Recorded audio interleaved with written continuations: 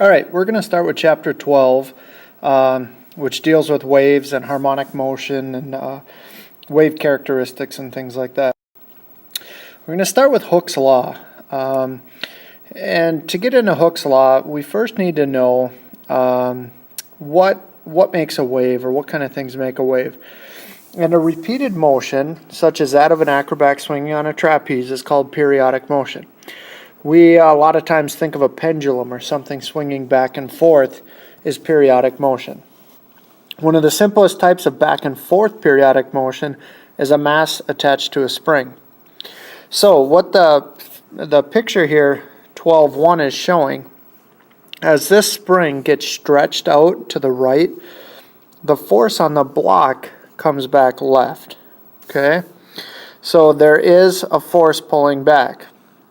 At this point here at B, my force is zero. The spring is not stretched, it's not compressed.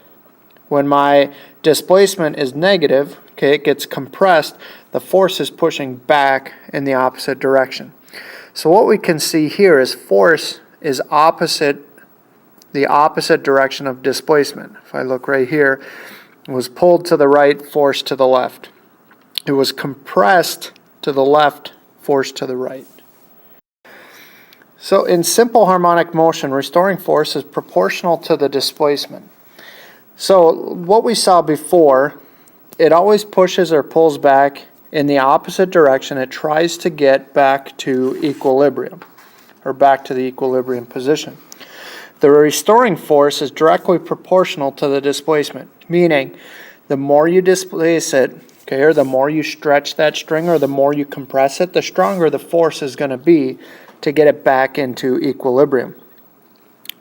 Now, simple harmonic motion, this third bullet point, is a vibration about an equilibrium position. So it keeps going back and forth through that equilibrium position, in which a restoring force is proportional to the displacement of the equilibrium.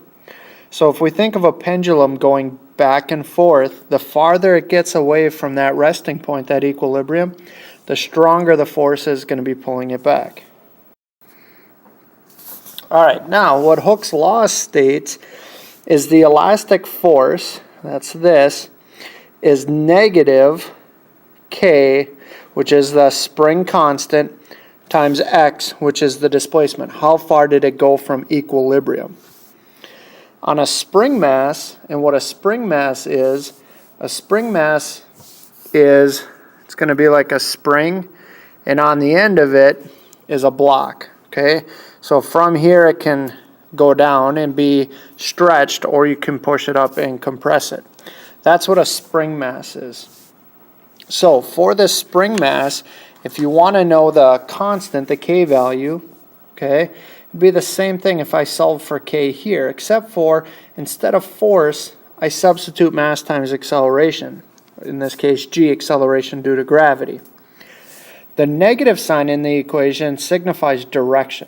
Okay, it's the direction of the spring force. It's always opposite the direction of the mass of displacement from equilibrium, because force and the direction, the negative X, they're always in opposite directions.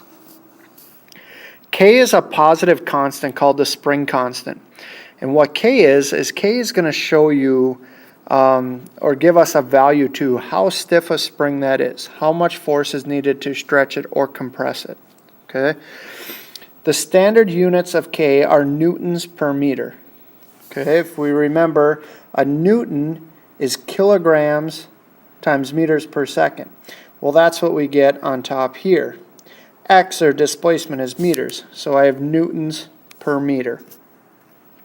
Now, when I replace that into our Hooke's law up here, when I put Newton meter in for K and multiply it by a meter, it's going to get rid of my meters and just leave me, it's just going to leave me with a Newton. The meters will cancel. So that's where you get a force. Your units end up being newtons instead of Newton meters. All right, so let's take a look at an example here. And in this example, this shows us a good example. This is a spring mass. Okay, so we have our spring and a mass attached to it down here at the bottom. And this is just going to be stretched, okay, and it'll bob back and forth. And now it is stretched, its distance is -2 centimeters. Now the key to this -2 centimeters is it's negative because of direction, okay, it's going downwards. That's where we get the negative. And the 2 centimeters we need to convert. We have to put that into meters. So I converted it here to -0.020 meters. Okay. The rest of our values are given. Our mass is 0.55 kilograms. It's given to us in the problem here. And we want to find the spring constant. We want to find how strong is this spring. Okay. How much force and things are we going to need to be able to either compress or stretch this spring. So here's my information and my equation I'm going to use. So I get a negative mass, so I'm going to have a negative 0.55 kilograms. And I'm going to multiply that by 9.81 meters per second squared. Acceleration due to gravity. All over x. X is our displacement. Now again, don't use centimeters, use our meter value. So negative 0.020 meters. Alright, so in this case now, all we need to do is go ahead and multiply our values and divide. And we're going to end up needing 2 significant figures. Okay. In our problem, when we look back, I have 2 significant figures here. I was given 2 significant figures here. So my answer should be in 2 significant figures. So when I multiply this, my 2 significant figures is going to be 270 newtons per meter. And that's the spring constant of this spring in this example.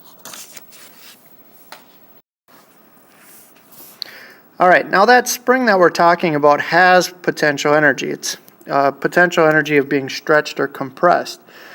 If you think of pulling the weight down in that problem, you know that when you let it go, it's going to shoot back up. So there's that potential energy there. The same with if you compress a spring. Okay, I'm sure you guys have had the mechanical pencils with the spring in it. You push it down, it shoots across the room. Same thing with a bow and arrow. When you pull the bow back with the arrow in there, you know if you let go, that arrow is going to shoot across and into a target or whatever you're shooting at. So that potential energy is converted and has an ability to do work.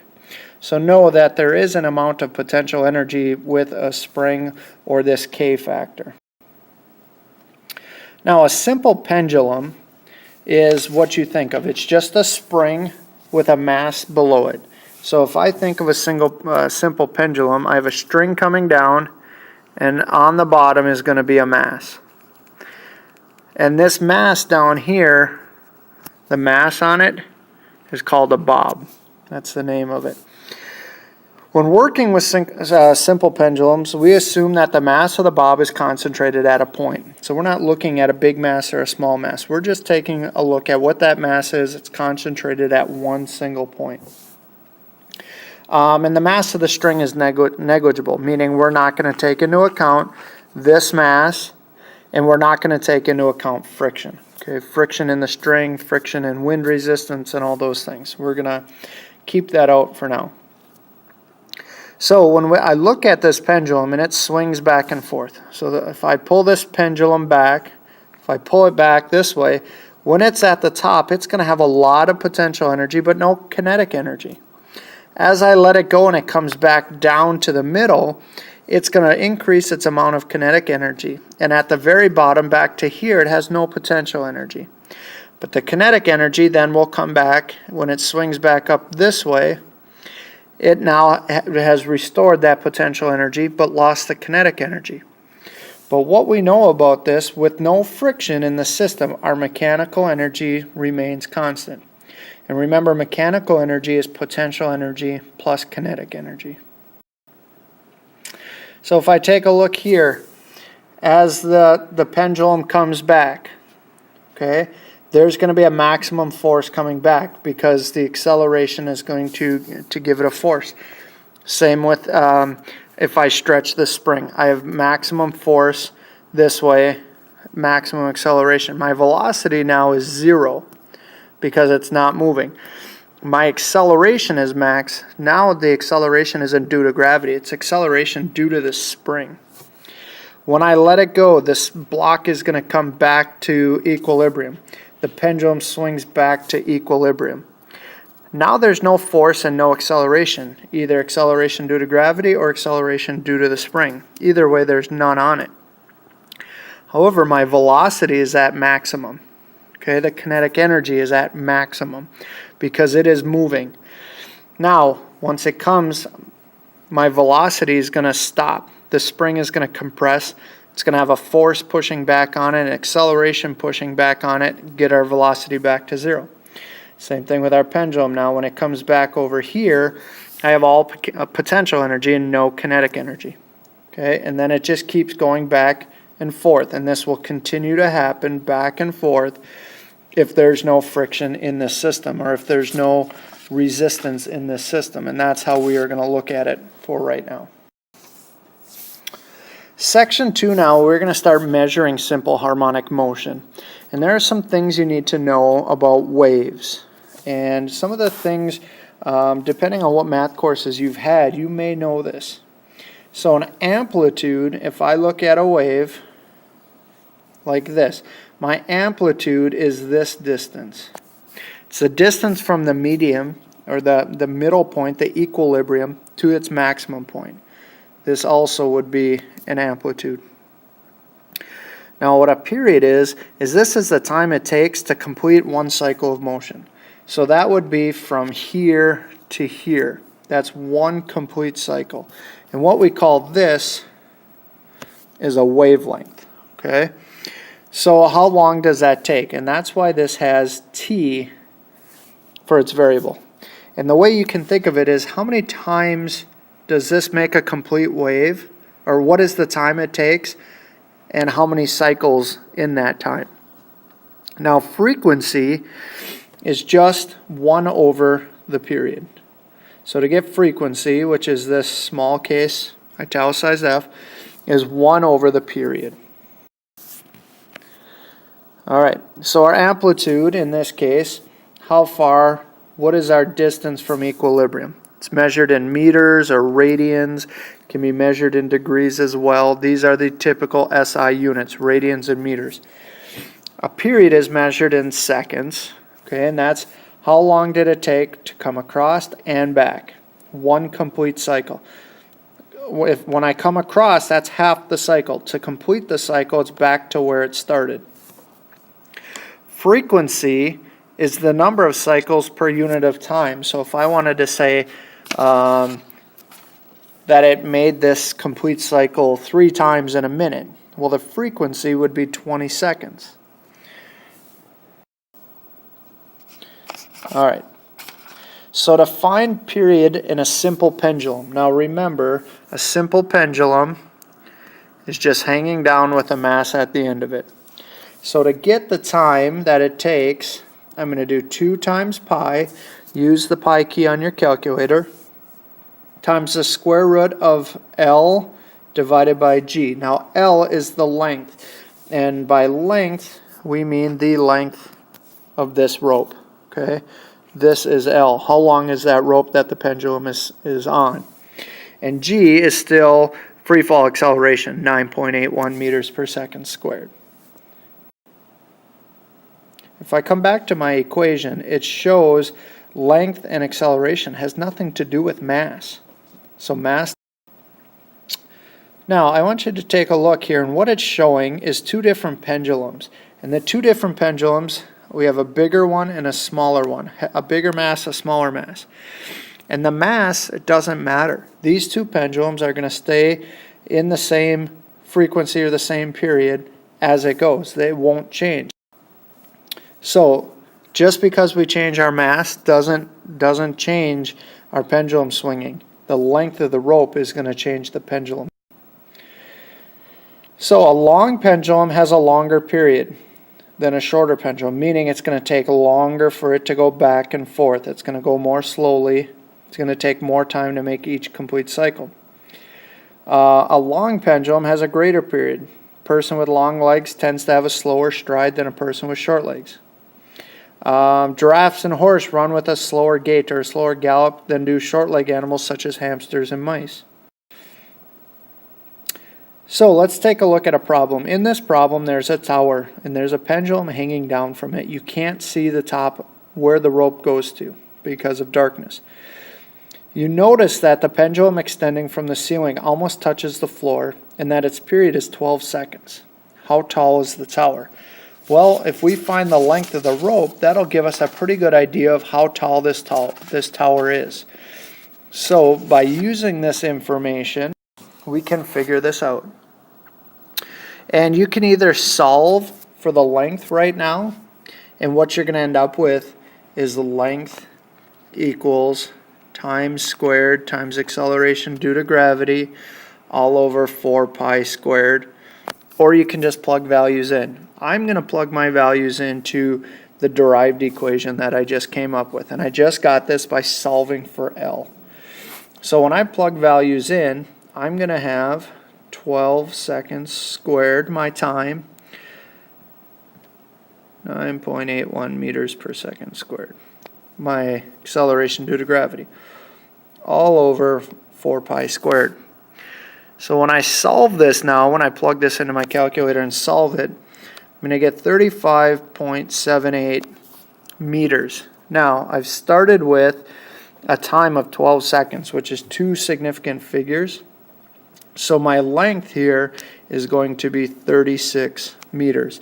I know that this building now is right about 36 meters tall. All right, a spring mass. A spring mass is a heavy mass, has a smaller acceleration than a light mass does. Now, remember in a pendulum, the mass didn't matter. Okay, it was the length of the rope. In a spring mass, it's going to be different. Mass is going to have the bigger effect on it. So a heavy mass will take more time to complete one cycle of motion. It's going to take more time for the spring to slow it down when it goes in one direction, get it coming back the other direction, stop the compression, and get back to equilibrium. So the heavier the mass, the greater the period. So as mass increases, the period of the vibration increases. And if we look at the equation here now, for a mass spring, our last equation was for a pendulum. This now is for a mass spring.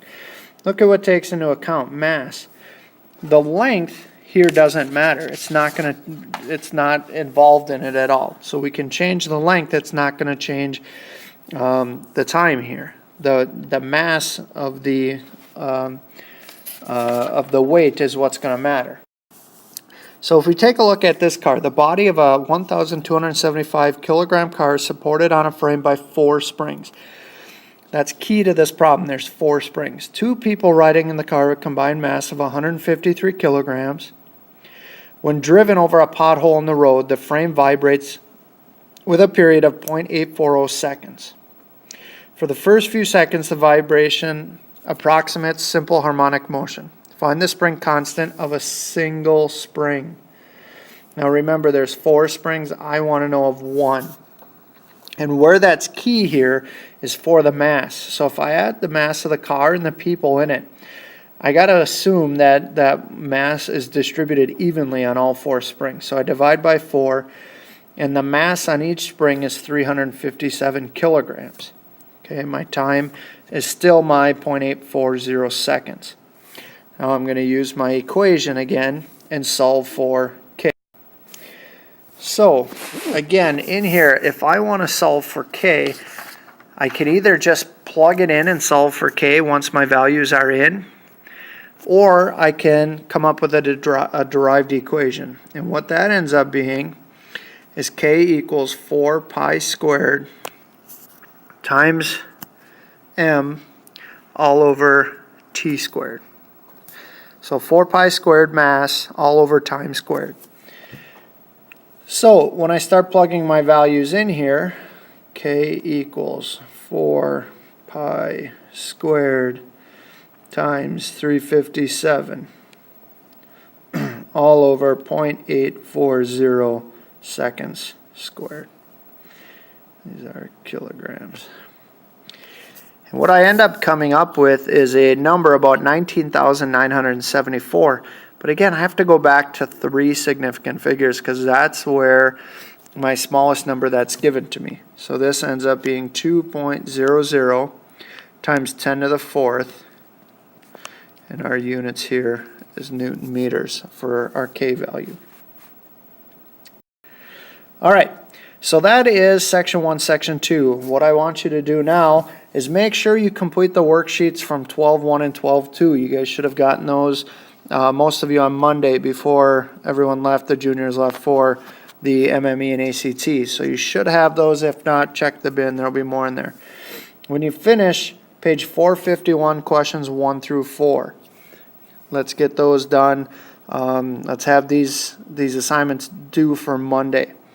The other thing I want to make you aware of is there is going to be a vocabulary quiz this chapter. And normally there's 5 to 10 words. This chapter has 18 words. So I'm going to warn you now, get started on learning those vocabulary terms so you don't have to cram all at the last minute.